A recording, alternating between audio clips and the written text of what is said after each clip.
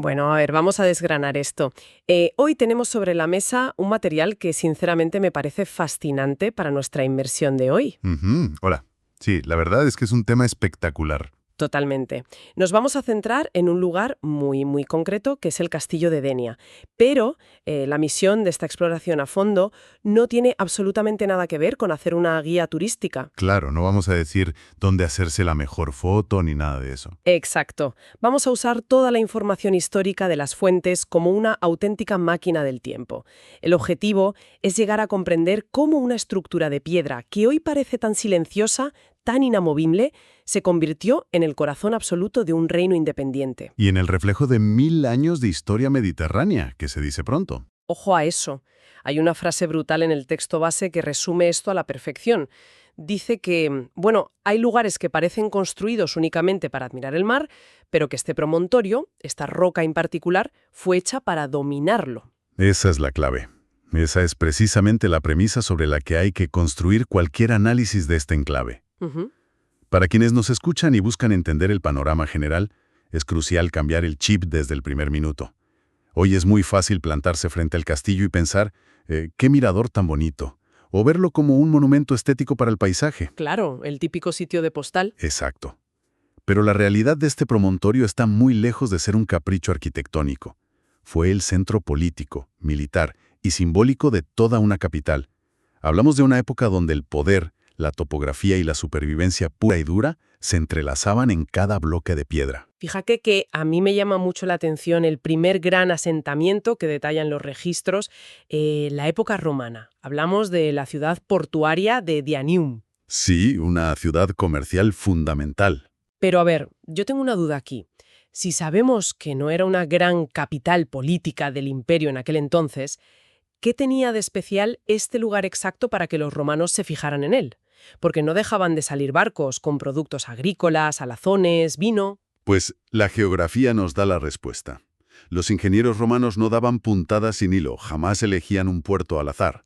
Buscaban ventajas insuperables, y Dianium tenía una tríada geográfica perfecta. A ver, cuéntame esa tríada. En primer lugar, el monte Montgo. No es solo una montaña, es una mole inmensa que funcionaba como un faro natural. Se veía desde incontables millas mar adentro y además servía como un escudo colosal para proteger la bahía de los vientos. Claro, protección y guía. Eso es. En segundo lugar, la propia forma de la costa ofrecía un abrigo natural. Aguas tranquilas para que las naves cargaran mercancías con seguridad.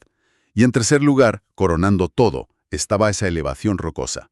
La misma roca sobre la que hoy se asienta el castillo. O sea, que esa roca funcionaba básicamente como la torre de control de un aeropuerto moderno, pero en la antigüedad.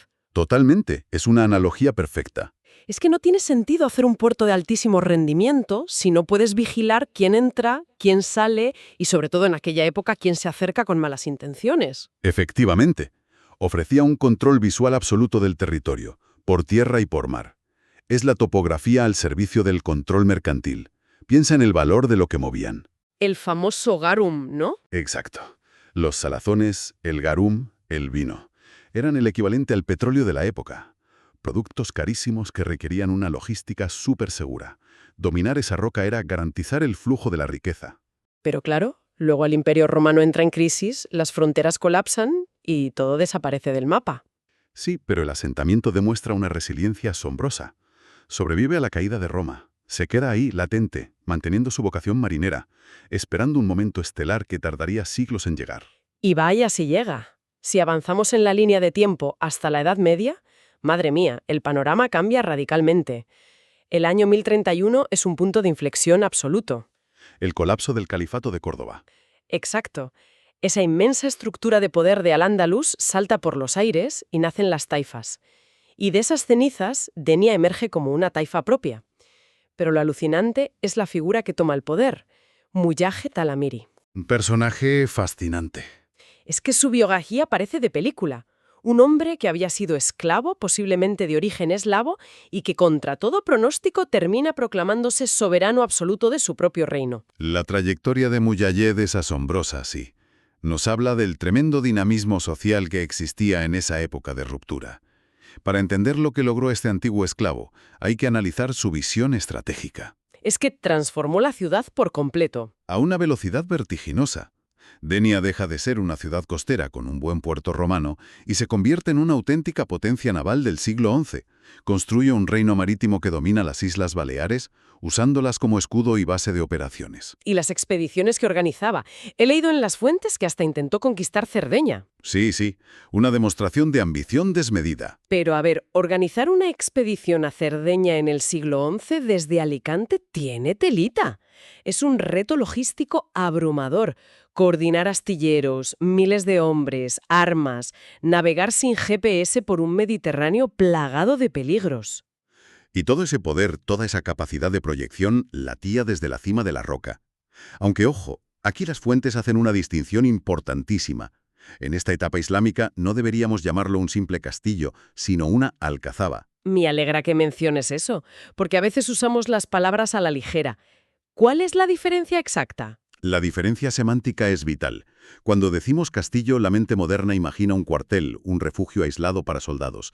Pero una alcazaba es un concepto político muchísimo más complejo. ¿Era el centro neurálgico del Estado? Exactamente. Era la residencia del poder político. Albergaba a la corte y era el centro administrativo donde se gestionaban impuestos, justicia y las flotas. Era inexpugnable, sí, pero con una clara vocación de gobierno. Una ciudad del poder dentro de la ciudad, y desde lo alto de esa alcazaba, Muhayyed dominaba visualmente la Medina, la ciudad baja a los pies de la montaña. Una Medina que debía ser un hervidero, llena de barrios, almacenes con mercancías del norte de África, astilleros, mezquitas y mercados bulliciosos. Y no solo comercio y guerra, también había un apogeo intelectual brillante, ¿verdad? Sin duda. El esplendor de una taifa no se medía solo en barcos de guerra. Denia atrajo a poetas, juristas, teólogos. Había un flujo de ideas brutal entre Denia, las Baleares y Oriente Medio. La alcazaba era el símbolo físico innegable de que Denia era una capital soberana. Lo cual nos lleva a la pregunta de cómo se construyó ese símbolo. Porque si observamos las partes más antiguas que sobreviven, vemos técnicas islámicas muy particulares. El tapial y la mampostería. Fundamental entender esto para apreciar su genio arquitectónico. A ver, explícanos qué implican a nivel de ingeniería, porque se mencionan mucho, pero poca gente sabe visualizarlos. El tapial, para que nuestra audiencia lo visualice, es crear muros macizos usando tierra arcillosa húmeda, a veces con cal o piedras, compactada fuertemente dentro de un encofrado de madera. Capa a capa, a base de apisonar. Exacto, creando un bloque extremadamente denso. Y la mampostería es levantar muros con piedras sin labrar, piedras que no son bloques perfectos, unidas con argamasa. Pero lo fascinante en Denia es cómo aplicaron esto a la montaña. Que mente en perro imponer una geometría perfecta, ¿verdad? Hoy en día usamos dinamita, aplanamos la montaña y hacemos un cuadrado de hormigón encima. Justo lo contrario. Los constructores islámicos abrazaron la irregularidad. Los muros serpentean, suben y bajan con la roca. Es el triunfo de la eficacia sobre la vanidad. Totalmente. No buscaban un palacio simétrico para que luciera bonito. Buscaban defensa pura. Al seguir el relieve natural, convertían la topografía en su mejor arma. La fortificación era casi una extensión geológica de la montaña. Pragmatismo brutal para resistir asedios. Y también había un impacto psicológico tremendo en eso. La arquitectura dejaba muy clara la jerarquía. El recinto superior no era solo un refugio. Era un mensaje visual. Quien vivía en la Medina levantaba la vista y veía el poder en la cima. El soberano inalcanzable. Pero claro, toda esta estructura islámica choca de frente con otra fuerza imparable. Damos un salto al siglo XIII. La expansión de la corona de Aragón. Eso es. Año 1244. Jaime I incorpora Denia a sus dominios. Y aquí vas a algo súper interesante a nivel arquitectónico. Es un momento súper revelador. Normalmente, en las conquistas, el vencedor arrasa los símbolos del derrotado hasta los cimientos para enviar un mensaje de aniquilación. Borrón y cuenta nueva. Pero en Denia no. El complejo no es arrasado. Hay un proceso de asimilación espacial. El espacio se cristianiza. Donde estaba la burocracia islámica, se instala el feudalismo aragonés. Las raíces de la alcazaba se vuelven los cimientos del nuevo orden. De ahí surge luego el palacio del gobernador. Y en los textos utilizan un concepto que me parece precioso. Definen al castillo como un palimpsesto de piedra. Es una metáfora insuperable. Para quien no esté familiarizado, un palimpsesto era un pergamino antiguo que se borraba a medias para escribir encima, porque el material era carísimo, pero siempre quedaban rastros, sombras fantasmales de la escritura original debajo de la nueva tinta. Es que describe la historia de este castillo a la perfección. No es un edificio de una época, es una superposición de capas culturales. El Islam y el cristianismo dialogando en 3 dimensiones. Exactamente. Tú paseas por allí y te das cuenta de que la base irregular de un muro puede ser de los ingenieros de Mujahad, del siglo XI, y la ventana gótica, que está 1 metro más arriba, es de constructores cristianos del siglo XV. Es un documento histórico que se lee caminando. ¡Qué maravilla! Pero bueno, la historia sigue y llegamos a la Edad Moderna, siglos XVI y XVII. El Mediterráneo se vuelve un caos absoluto. Una inestabilidad brutal, ¿sí? Ataques corsarios constantes, la amenaza del Imperio Otomano, guerras en Europa. En medio de ese tablero tan violento, un castillo medieval ya no servía. Claro.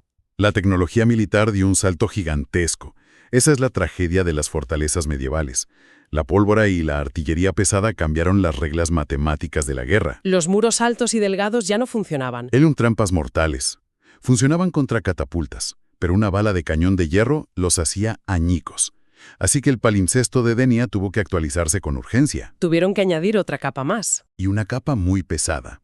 Rellenaron y ensancharon bastiones, rebajaron la altura para ofrecer menos blanco a los cañones enemigos y reforzaron todo para soportar el retroceso de sus propios cañones. Remodelación dictada por el pánico, literalmente. Y fíjate que resistió, porque en la Guerra de Sucesión Española, a principios del siglo XVIII, aguantó asedios durísimos. Demostró su valor táctico sin duda. Pero la ironía de esto es que después de esa guerra, la trayectoria del castillo se quiebra. Empieza un declive inexorable. Es el ciclo natural de la obsolescencia. Claro, desaparecen los corsarios, ya no hay taifas y las prioridades de la monarquía se van a otro lado. La elevación rocosa pierde su valor estratégico y al mismo tiempo la sociedad civil cambia. Denia crece demográficamente, el comercio florece. La gente ya no necesita vivir hacinada detrás de murallas por miedo. Exacto, se expanden por la llanura. Y el castillo, que había sido el núcleo vital, queda marginado en lo alto, desconectado del pulso de la ciudad. Y así llegamos al siglo XIX, que es un escenario casi trágico. El recinto que albergó reyes, que organizó flotas y debatió poesía, se vuelve un terreno baldío, una ruina abandonada.